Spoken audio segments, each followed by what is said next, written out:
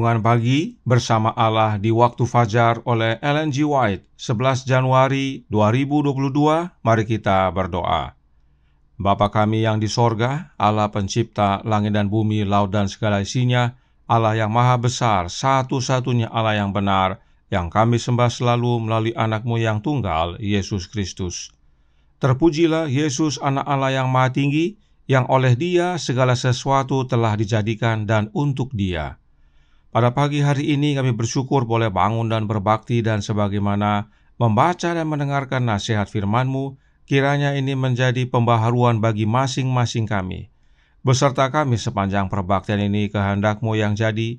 Ampun kami akan dosa dan salah, karena kami berdoa hanya dalam nama anak Allah yang tunggal, Yesus Kristus, yang adalah Tuhan dan Juru Selamat kami.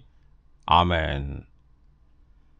Renungan hari ini akan dibacakan oleh Saudara Amir Siregar. Kepada Saudara Amir, kami persilahkan. Baik, terima kasih. Selamat pagi saudara sekalian yang kekasih dalam Tuhan Yesus. Bacaan kita pagi ini hari Selasa tanggal 11 Januari berjudul Allah ditemukan dalam ciptaannya. Ayatnya terdapat dalam Roma 1 ayat 20. Sebab apa yang tidak nampak daripadanya, yaitu kekuatan yang kekal dan keilahiannya, dapat nampak kepada pikiran dari karyanya sejak dunia diciptakan, sehingga mereka tidak dapat berdalih. Roma 1 ayat 20. Dalam memikirkan hukum materi dan hukum alam, banyak orang melupakan atau menyangkal pemeliharaan langsung dan terus-menerus dari Allah. Mereka menyampaikan gagasan bahwa alam bertindak secara terpisah dari Allah, memiliki batasan dan kekuatannya sendiri untuk bekerja.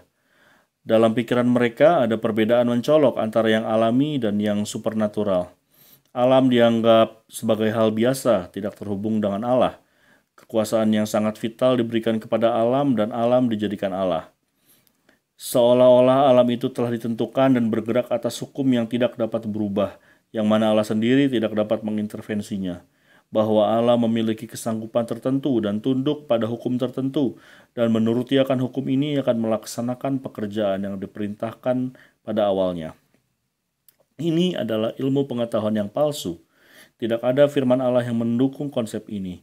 Allah tidak membatalkan hukumnya, namun Allah tetap bekerja melalui hukum tersebut, menggunakan hukum sebagai alatnya. Hukum alam itu tidak bekerja secara independen. Allah tetap bekerja di alam. Alam adalah hambanya, diarahkan sesuai kehendaknya. Dalam alam ciptaan terlihat kehadiran oknum yang memiliki intelijensia yang bergerak aktif di seluruh alam ciptaannya menurut kehendaknya. Bukan dengan kekuatan asli yang ada pada alam sehingga tahun demi tahun bumi menghasilkan kelimpahan dan terus mengelilingi matahari. Tangan yang maha kuasa terus menuntun planet ini. Kuasa Allah saja yang dapat membuat bumi tetap dalam posisinya saat berotasi. Diambil dari Testimonies jilid 8 halaman 259 dan 260. Demikian bacaan kita pagi ini. Tuhan Yesus memberkati. Terima kasih atas penata layanan Saudara Amir. Tuhan Yesus memberkati. Selamat pagi saudaraku dalam Tuhan. Renungan hari ini dengan jelas menyatakan bahwa alam tidak bertindak secara terpisah dari Allah. Allah tetap bekerja di alam. Bagaimana Allah bekerja di alam? Dengan memberikan hukum-Nya. Allah bekerja melalui hukum-Nya. Artinya, hukum alam tersebut tidak bekerja sendiri, tetapi Allah yang kendalikan. Apakah ini termasuk manusia? Oh, sudah pasti. Renungan hari ini dikutip dari Testimonies for the Church jilid 8. Mari kita baca halaman 260 paragraf 2 yang berkata, mekanisme tubuh manusia tidak dapat sepenuhnya dipahami. Itu menyajikan misteri yang membingungkan mereka yang paling cerdas. Bukan sebagai hasil dari suatu mekanisme yang sekali digerakkan terus bekerja, di mana denyut nadi berdenyut dan nafas mengikuti nafas. Di dalam Allah, kita hidup dan bergerak dan memiliki keberadaan kita. Setiap nafas, setiap detak jantung adalah bukti terus-menerus dari kuasa Allah yang selalu hadir. Tubuh kita bukan bergerak atau beroperasi sendiri. Tubuh kita bukan mesin yang begitu dinyalakan akan bekerja sendiri. Tidak. dikatakan setiap nafas, setiap detak jantung, itu adalah bukti dari kuasa Allah yang hadir dalam hidup kita. Nah, tentang manusia, Roh Nubuat menjelaskan dalam Membina Keluarga Bahagia, halaman 23, paragraf 1 dan 2, berbunyi, rumah tangga leluhur kita yang pertama di Taman Eden telah disediakan oleh Allah sendiri. Setelah diperlengkapi dengan segala sesuatu yang dapat diinginkan oleh manusia, Allah berfirman, baiklah kita menjadikan manusia menurut gambar dan rupa kita. Tuhan kita berkenan dengan makhluknya yang terakhir dan yang termulia ini dan bermaksud supaya ia harus menjadi penduduk yang sempurna dari dunia yang sempurna. Roh Nubuat menyatakan dengan jelas bahwa manusia adalah makhluk ciptaan Allah yang termulia. Itu sebabnya pada saat manusia sudah diciptakan, maka Allah melihat semua yang telah dijadikannya sungguh amat baik. Sebelum manusia dijadikan, Allah hanya melihat semuanya baik. Tetapi begitu Allah selesai menciptakan manusia, maka semuanya Allah lihat menjadi sungguh amat baik. Mengapa manusia adalah ciptaan Allah yang termulia? Karena Allah berkata, baiklah kita menjadikan manusia menurut gambar dan rupa kita. Jadi kita manusia dijadikan menurut gambar dan rupa Allah.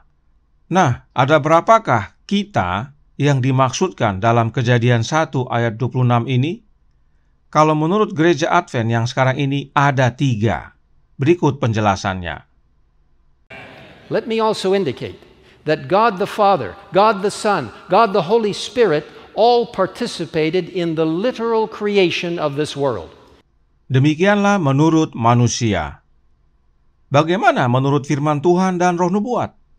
Sebelum kita lanjutkan, jangan lupa bahwa berdasarkan Alkitab dan Roh Nubuat yang menciptakan alam semesta ini hanyalah 2 oknum ilahi, yaitu Allah Bapa dan Anaknya, Yesus Kristus. Gereja Advent yang sekarang ini tidak percaya lagi akan hal ini. Sebab Gereja Advent yang sekarang ini sudah mulai tidak percaya akan tulisan Roh Nubuat. Apa buktinya? Berikut buktinya. Ini adalah cuplikan tampilan dari buku pelajaran Sekolah Sabat Triwulan 1 tahun 2022 yang mempelajari tentang buku Ibrani, dan judul pelajaran ketiga adalah Anak yang Dijanjikan atau The Promised Son.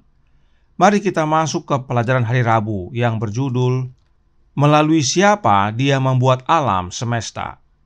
Perhatikan apa yang disampaikan oleh Gereja Advent dalam pelajaran ini. Dikatakan, beberapa orang berpikir bahwa Yesus adalah instrumen yang melaluinya Allah menciptakan. Ini tidak mungkin. Pertama, bagi Paulus, Yesus adalah Tuhan yang menciptakan dunia. Dia bukan penolong. Jadi, menurut Gereja Advent yang sekarang ini, karena Yesus adalah Tuhan, maka tidak mungkin Dia adalah penolong atau istilah lainnya pembantu. Inilah penjelasan manusia dalam Gereja Advent yang sekarang ini. Sekarang mari kita baca tulisan Roh Nubuat yang adalah kesaksian Yesus Kristus, yang terdapat dalam Para Nabi dan Bapa, volume 1, halaman 21, paragraf 5. Dikatakan, penguasa alam semesta tidaklah sendirian dalam mengerjakan kebajikannya. Ia mempunyai seorang pembantu, seorang yang bekerja sama yang dapat menghargai akan maksud-maksudnya dan dapat ikut menikmati kesukaannya dalam memberikan kebahagiaan kepada makhluk ciptaan. Pada mulanya adalah firman. Firman itu bersama-sama dengan Allah dan firman itu adalah Allah. Ia pada mulanya bersama-sama dengan Allah. Yohanes 1 ayat 1 dan 2. Dalam bahasa aslinya, White tulis an associate, yang artinya rekan atau kolega atau teman sejawat. Itu sebabnya Roh Nubuat tambahkan kata a co-worker yang artinya teman sekerja. Nah, uniknya IPH menerjemahkan an associate menjadi pembantu. Terlepas dari terjemahannya, Roh Nubuat menjelaskan bahwa Allah Bapa tidak bekerja sendirian. Dia mempunyai rekan kerja yang adalah Anaknya sendiri dalam menciptakan alam semesta. Melalui anaknya inilah Allah Bapa menjadikan segalanya, dan untuk itu Allah Bapa memberikan kuasa kepada anaknya.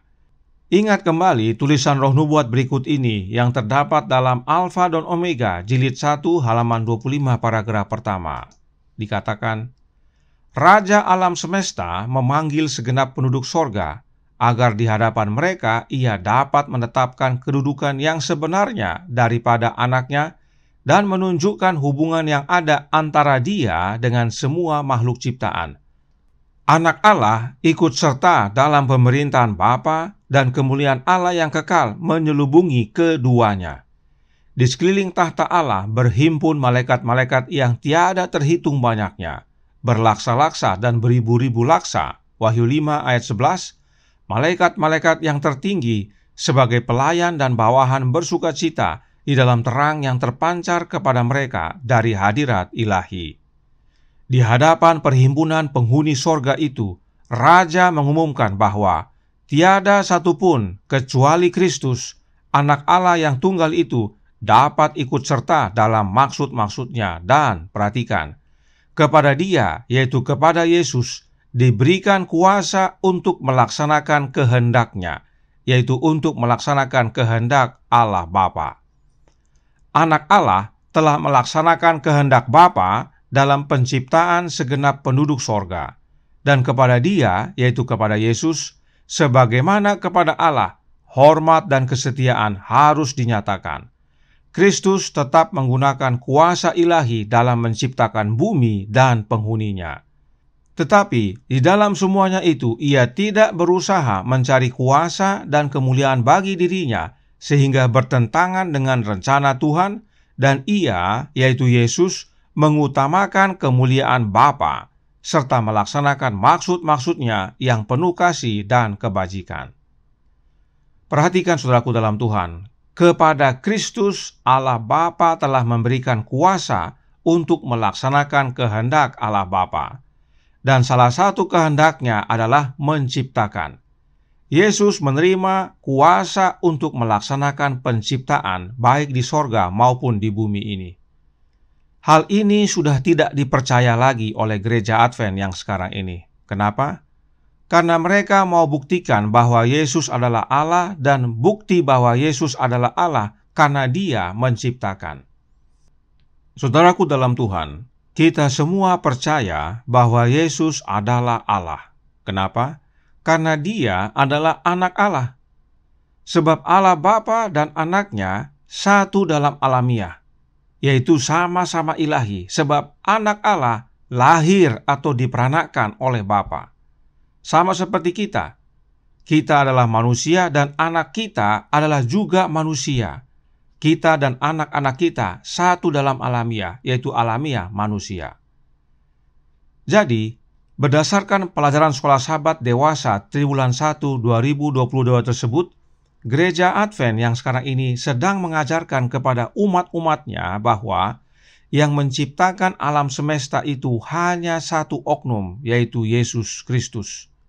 Tetapi tadi pemimpin Gereja Advent yang tertinggi berkata bahwa ada 3 yang terlibat dalam penciptaan. Terjadi ketidakselarasan dalam hal ini. Saudaraku dalam Tuhan, ini bukan mencari salah, tetapi membuka kedok.